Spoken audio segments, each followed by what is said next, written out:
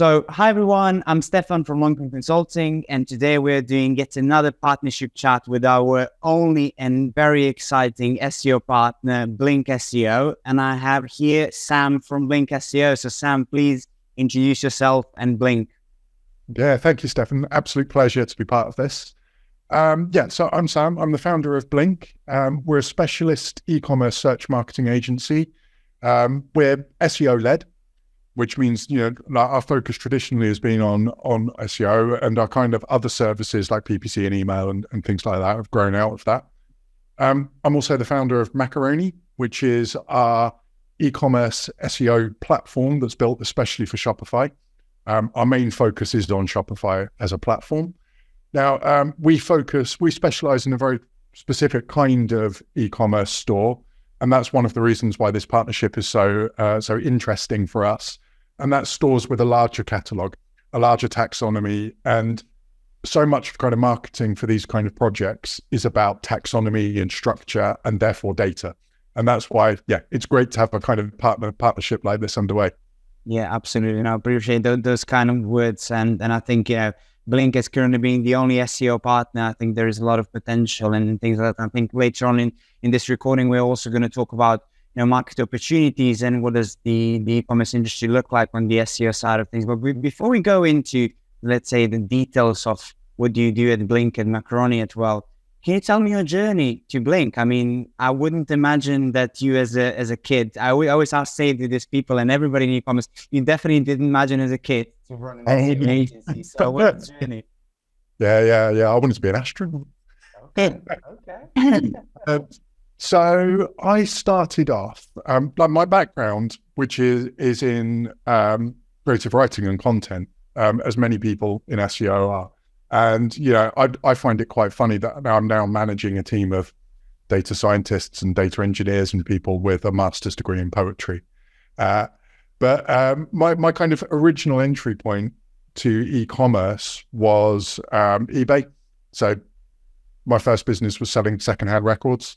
And then, part of that was eBay. Everybody was doing eBay back then. So that was my kind of introduction to e-commerce. I studied creative writing at university and then moved on into publishing, online publishing. And then that was a kind of segue into SEO. And then, after a few years, kind of brought the two things together. And it's been, e-commerce SEO ever since. Okay. And a very, very interesting journey. So had your own business and then you flipped to the dark side of being an agency owner, right? Yeah, exactly. So I was selling records when Napster was still a thing. So Napster kind of killed the market for us. That was, so that's how old I am. Okay. Not that old. Still plenty to do, I'd say. Still plenty to do. But do you mind me asking, so Blink, I think, SEO and I think e-commerce is always an interesting topic. In my opinion, SEO is something that I don't believe a lot of e-commerce brands are pursuing as they should be, because let's face it, SEO is a long game while your ads are kind of quick wins straight away together and so on. Although, you might tell me a little bit differently, but that is how it's looked in the industry. So where are you currently with Blink, and you as the business owner on that side, which challenges do you face? I'm interested to kind of know, what is it like to run an SEO agency within the e-com space? Yeah, the big challenge that we've got is, there's probably 250,000 SEO agencies out there, and nearly all of them are doing pointless work.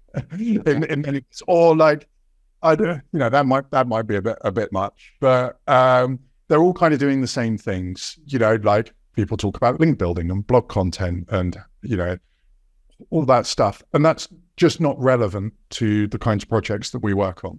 When we talk about large e-commerce stores with 100,000, 10,000 products, the challenge really is all about taxonomy and understanding how the buying journey works.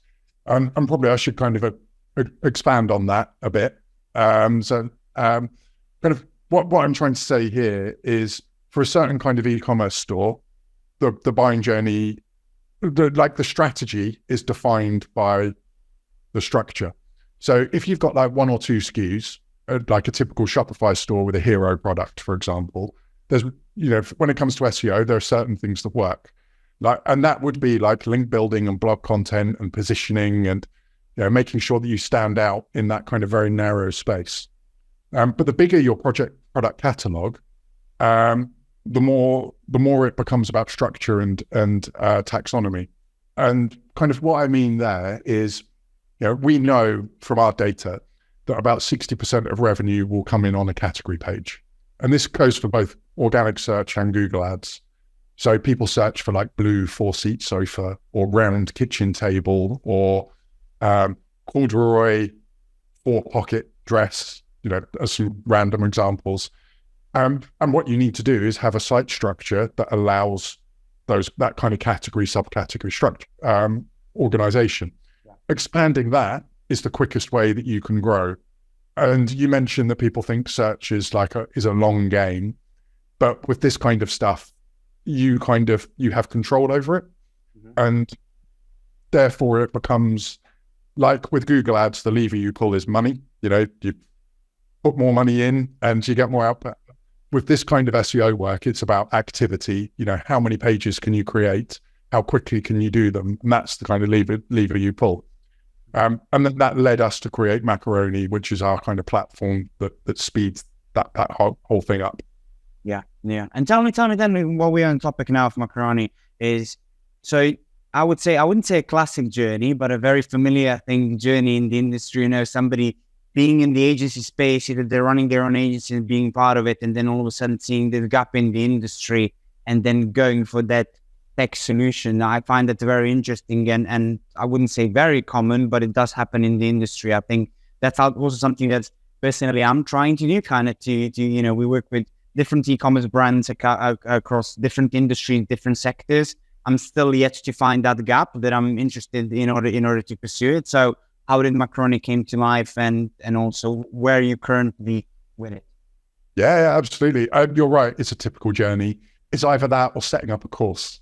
That seems to be correct. Yeah, absolutely right. Space for long enough. You do SaaS or a course. So yeah, like one thing that we found as we've specialized more and more in these kind of projects is that you get clearer and clearer on what needs to be done. For a project to be successful. We work on large catalog Shopify stores, so we know exactly what it is that needs to be done. And so much of SEO is about execution. You need to make a change to a website for it to have any kind of impact. And then the kind of idea behind Macaroni is taking all of that stuff that we've learned from Blink that works, and then trying to make it as fast as possible and the kind of scale and at scale. So what it is essentially is a data pipeline that ingests analytics and Search Console data, combines it with Shopify data, the HTML and things, and it allows us to do stuff like create new categories based on the product catalog, because we know they account for the majority of revenue, push those live, optimize them at scale. So the kind of journey there really has been, we do the same kind of work over and over and over again. And we can see all of the points of failure in that journey. And it's kind of, how can we stop those happening and make everything as fast and neat as possible? Okay. And then tell me also, so do you think that looking at the future of Macaroni do you think it's going to be mostly a tool that agencies are going to use, similar to Blink? Or do you think that the brands are going to use it directly to optimize it itself? That's a really interesting question, because we have both brands and agencies using it at the moment. And the real difference that we see, and we've got some lovely agencies who I love working with and, have an enormous amount of respect for. But at the same time, some of the agencies will just use it to deliver the same amount of work much faster. And when it's a brand doing it, they've got real skin in the game, and they will be going and doing 20 times more work than they would have got done before. And obviously they get better results. So we, I don't want to kind of diss agencies, but a lot of them are just time billing, and it's really kind of disappointing to see. And I think part of that is because with SEO, there's such a disconnect between activity and results that you just kind of like get complacent and just go and do stuff. And like whether it works or not is, but we've, you know, a lot of the kind of like data tracking stuff that we do with Macaroni is to counter that and show really that you do make these changes and exactly what happens.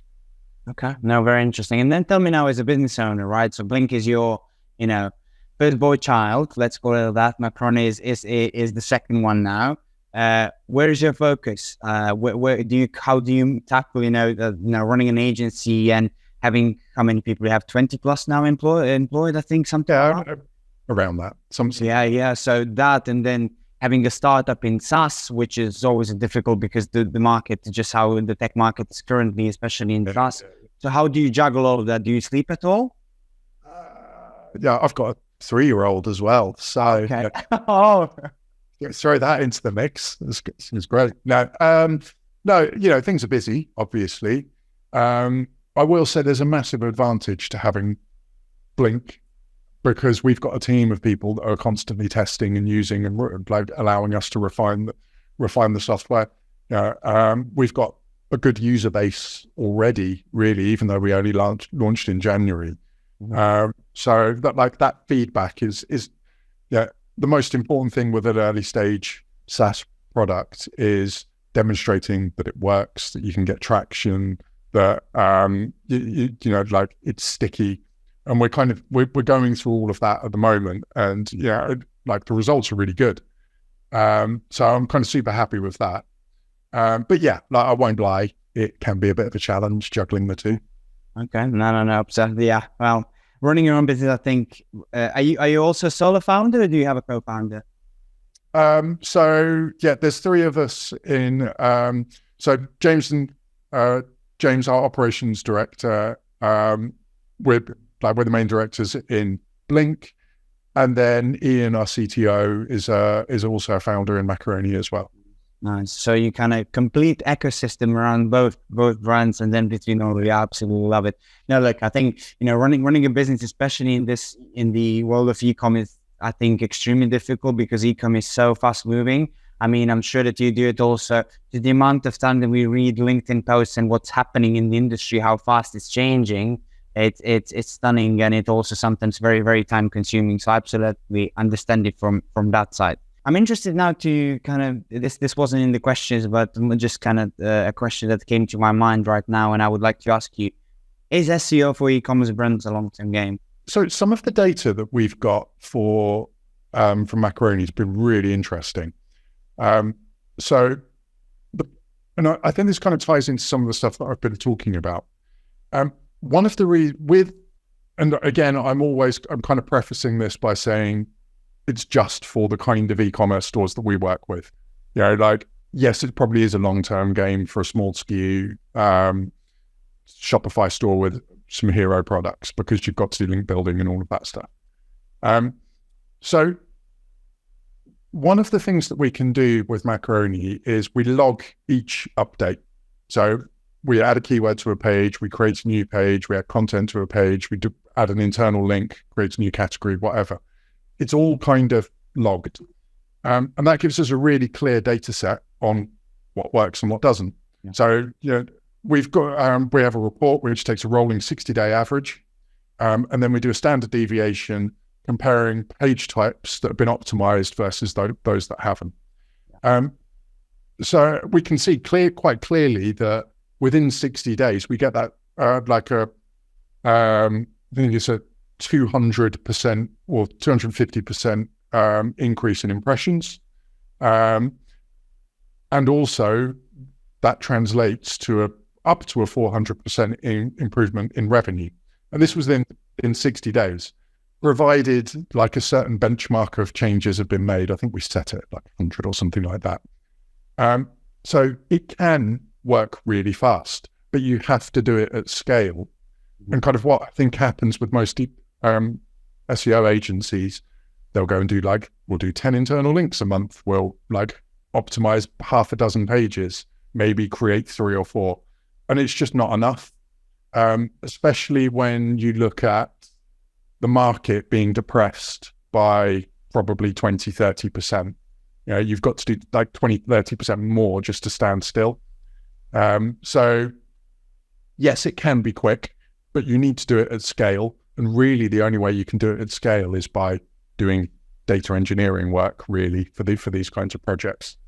No, I think absolutely fascinating. And I mean, we constantly talk about there's always going to be good agencies and bad agencies and people doing it in one way or the other and so on. But I think this is a very kind of clear advice to anybody listening to this, like do it at scale at the beginning and then it kind of shows the results. So that's definitely, I think, an advice that doesn't, not everybody's giving out anymore, you know? So I appreciate that, Sam. Thank you very much for that.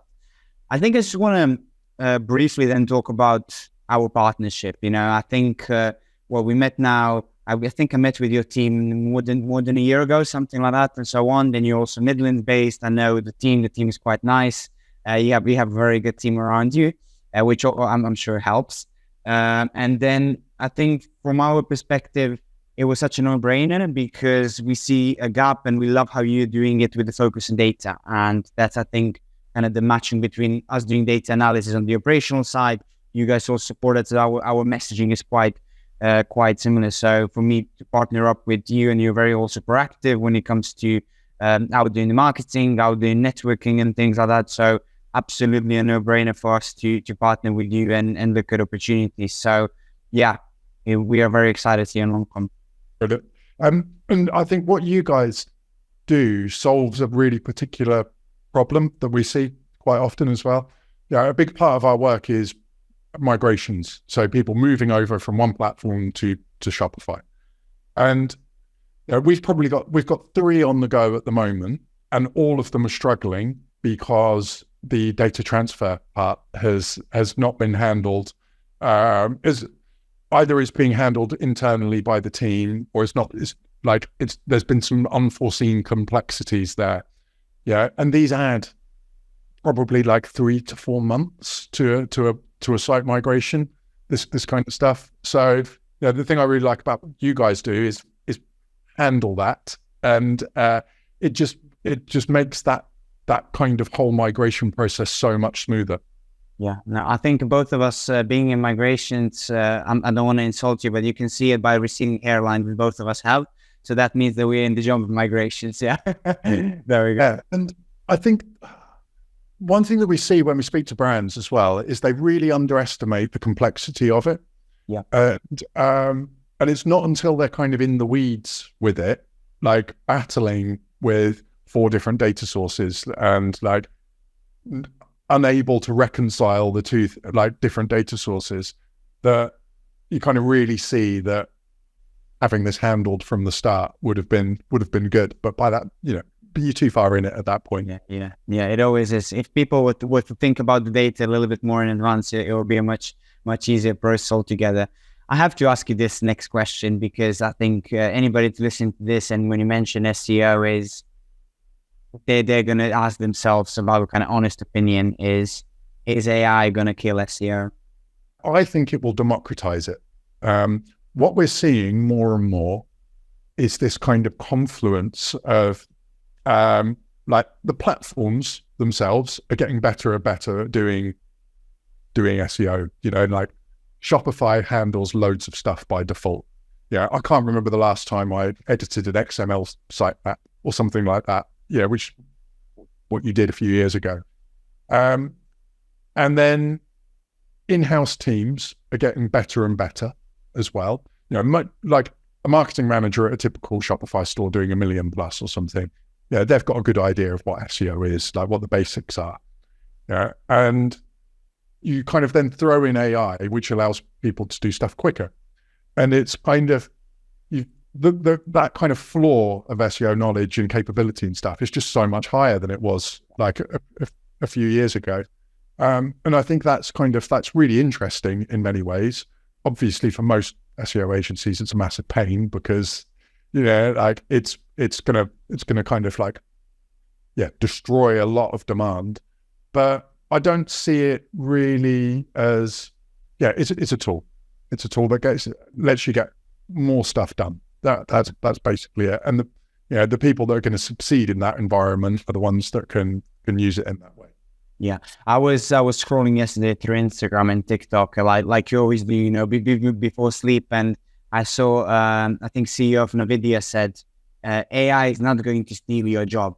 The person using AI is the one going to steal your job. And I absolutely loved it. And I fully agree with it. And because I think in the last, especially year and a half since, I think November 22 and the boom overall of ChatGPT, getting the first model and everybody going crazy for it, we've implemented it wherever we could for our coding, for our data analysis side of things.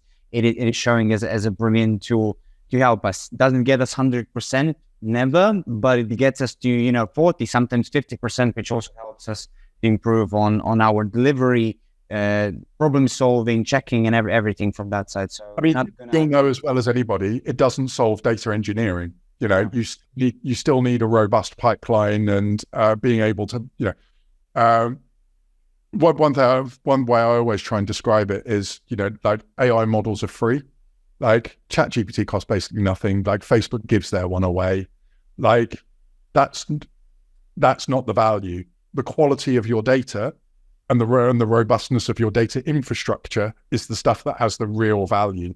And then you combine that with the AI, and then that's when you start to get the exciting stuff. And I think to any e-commerce brands listening to this chat that we are having is like we always say that for our data analysis, any forecasting, for example, we're only as good as the data is good. So the initial kind of part of all our work is data cleanup and standardizing and trying to make sense out of all of that, and then analytics are a piece of case and trying to draw good decisions out of it. And same goes with AI. Because AI just learns from that data. And now imagine if it learns from a mess and if it learns from something logical and structural. So, of course, there is going to be massive differences. But you can wrap all of this up. Sam, first of all, thank you very much for your time. But before we finish, I kind of want to make a theme out of these partnership chats. So I have 3 quick questions for you. They can be related to business, to industry, to personal life, whatever. So the first one is, if you had a magic wand, what will you change? Oh God, that is such a good question. I think one of the biggest challenges that we have is education around this stuff. And I think if I could wave a magic wand, it would be to improve data literacy across the e-commerce industry. I think that would be incredibly helpful. Love the answer. I hope I hope it comes true. Okay. So in all of your experience, this can be with Blink, with Macaroni, with previously, what is the coolest project you ever worked on and why was it so cool? I'd probably say, building Macaroni has been one of the coolest things we've done. Obviously challenging, but like I look at the roadmap and what it can do now, and then see what it will be able to do in a few months' time. And that's genuinely quite exciting. Yeah, I can imagine. Okay, thank you for that. And then the last question is, in your opinion, what's hot and what's not? Ooh. What, in e-commerce or just in general? In general or both? You choose. So I think there's going to be a cooling on AI in over the next 12 months or something like that. As people start to understand what can be done and what can't. Well, I suppose all of the businesses that are just rubbish ChatGPT wrappers will, I think, they'll go in the what's not, and hopefully soon we'll see them exposed. What is hot? I find the whole data enrichment subject quite interesting. In the US, there's things you can do to capture site visitor data and then match it up with email, like publicly available email addresses and things. Yeah. So it's in the kind of realm of creepy and weird, but it's also it's quite interesting. I think that's probably one of the more interesting things that I'm seeing kind of going on in the e-commerce space. Okay. Now, thank you very much for all the answers. Thank you very much for Sam, for your time. And then, we're looking forward to this partnership and yet another partnership chat over. Sam, thank you. Thank you one more time. Yeah, thank you. Thanks for your time.